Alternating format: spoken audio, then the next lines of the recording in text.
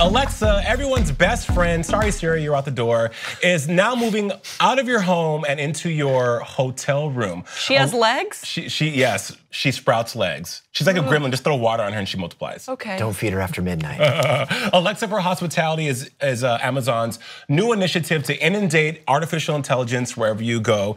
They're putting these new Alexas in hotel rooms, specifically Marriott hotel rooms across the country first, and then they're going to venture out across the world. What's interesting about this though is that she does a lot of great things, like she can order toothbrushes. She can get recommendations of where you should go for a nice leisurely night out. She can also play media, of course, what Alexa can do now. But the reason why they're doing this is because Amazon is realizing that more and more people are using Alexa and more people want a more convenient experience when they're traveling. It kind of breaks down the anxiety factor that people have with traveling. And I will say this though, you guys, that Alexa definitely is convenient when it comes to alarms, when it comes to updates, like getting news. I don't think though, I want to have that kind of AI everywhere. I'm still on the fence about Alexa in my home, and we have 5 dots. I think it's kind of twofold. I think it's part of what you were saying in the sense of like, it's convenient. People like it when they travel, but I also think that Amazon is being very shrewd in their business, which is if you have some sort of positive experience with Alexa when you're on the road or traveling, if you weren't inclined to buy one already, you might be more open to it. Because a lot of people are like, I don't miss having an Alexa, I don't need it, I'm not going to buy it. So most of the people I know that have Alexa either work for like a telecommunications company or a technology company, so they maybe got a free one or they're more inclined to have it, or they were given it as a gift. Otherwise, I am not interested in having an Alexa. I don't know, I don't feel like I'm missing anything in my life. However, were I to have a positive experience in a hotel that happened to have an Alexa, would I be open to it? Maybe. I think that that's sort of what Amazon's trying to do with this, is to just like kind of grease the wheels for people that could be on the verge. Yeah, that's exactly what they're trying to do. I think it's a brilliant marketing strategy. I don't like it though. Alexa gives me the same feeling that I get when I have sex with a pet in the room. Like she's watching you, yeah, listening. You know that feeling. That's kind of hot, Will. You're like, don't look at me. Don't look at me while I do this, you're judging. I feel like Alexa, it makes me uncomfortable. That's the first thing. Second thing, anyone who uses Siri or Alexa, to me, you look stupid. When you're like, Siri, directions to the nearest taco stand. Whoa. Taco stand. I said taco, like just use your thumbs. Yeah, but okay, so that's the argument that a lot of people have that are late adopters to the artificial intelligence within their iPhone or Alexa in general. I don't think the same way we Google things with, hey, okay, Google now, is essentially what Alexa and Siri are. I think that taking advantage of that technology is just you being forthright that it's there, but I don't necessarily think that it needs to be privy and have access to every part of our life. And what's also gonna be different about these Alexas is that one, they only run on Wi-Fi, so you can't lift them and steal them, because a lot of people like to steal stuff from hotels, and you can't reset them.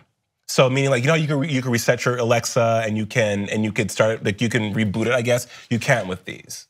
So who knows? They're going to be in Westin's, the St. Regis hotels, and any Marriott affiliated property across the country, and they're gonna roll it out worldwide by 2020. Well, I have a story I'd like to roll out right now.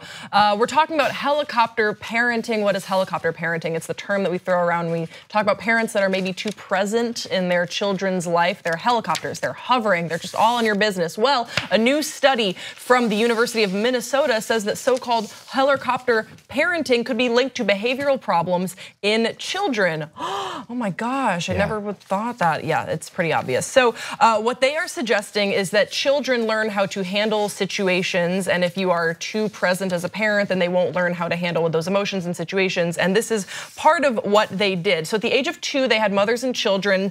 They were invited to the laboratory and asked to play with 2 sections of toys for like 4 minutes, and then they had to put the toys away. Now the parents that were monitored being very present and helping the kids put the toys away, they like took note of that, and the parents that let their kids just like put the toys away and do their own thing, they took note of that as well. Then they come back at the age of 5 and they looked at the children's responses to an unfair share of sweets and their ability to solve a puzzle under time pressure. Then they came back again at the age of 10 and these children were quizzed on their attitudes to school and teachers as well as emotional issues. So that's sort of the emotional range that we're aging from, 2 to 10.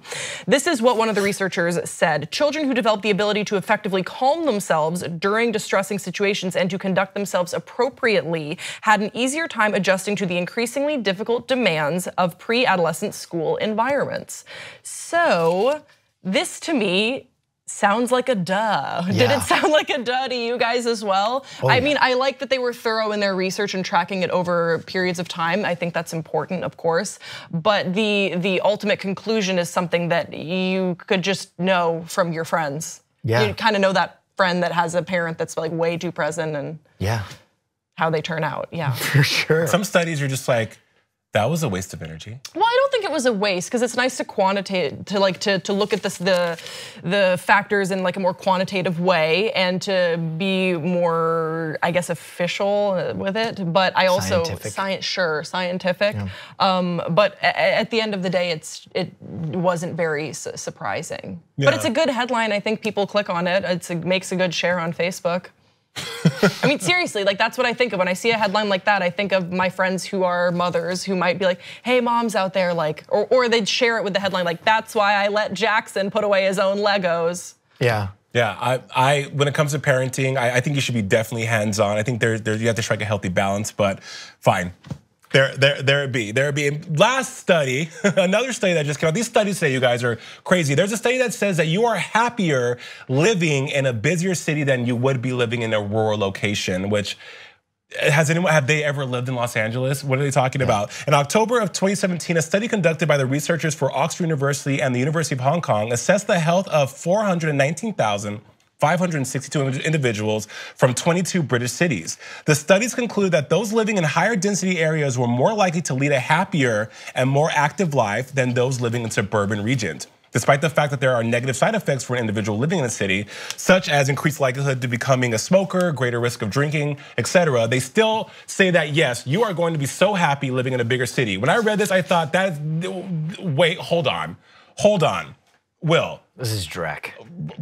What is it? Drek. Okay. Drek. Explain yourself. It's just, how do you quantify that? Also, like, there's so many other factors. Probably you have a higher medium income in cities, so these people are probably all making more money than their rural counterparts, so they have more fun coupons to go run around and do whatever they want with. It also doesn't take into account like people who have obviously left cities later in their lives to go live in Boca or whatever.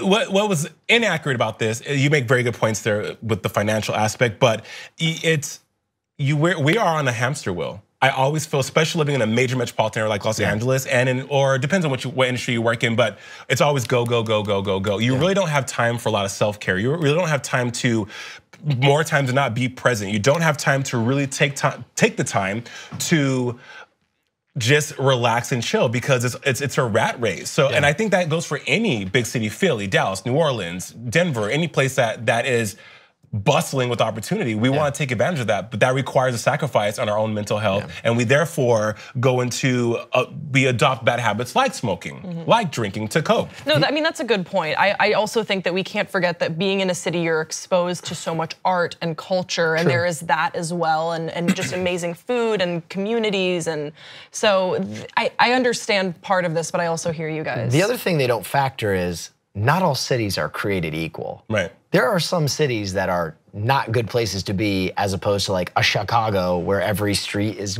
glowing and beautiful and perfect. Or Boston, yeah. Right, so I mean, to assert that just living in any old city is good for you, I mean, that's kind of